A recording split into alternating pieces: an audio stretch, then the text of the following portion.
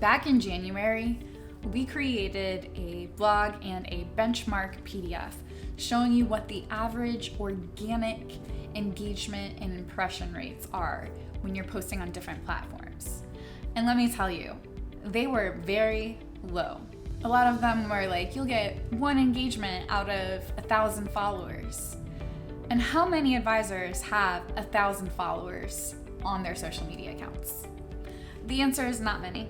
A way to ensure that you're actually going to get views and engagement is by advertising. It's really the only thing we have seen be effective in getting your name out there.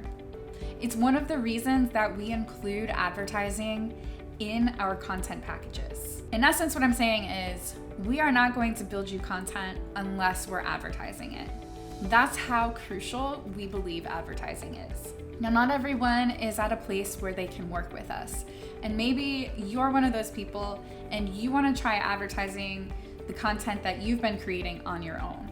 And that's fine. That's where our Savvy Advisor membership comes into play. It's completely free and you get access to documents, courses, and videos that are going to help you do it yourself. And one of those documents, which we've just released, is how much should I spend on digital advertising? On that document, we've listed out 4 of the major ad objectives that you may be going for and how much we recommend spending on each platform to achieve minimum results.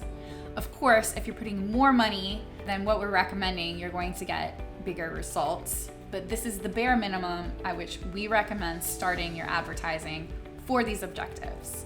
So get over to our website, check out the blog, and become a Savvy Advisor and download this document, because if you are advertising, I think this is a great place to start.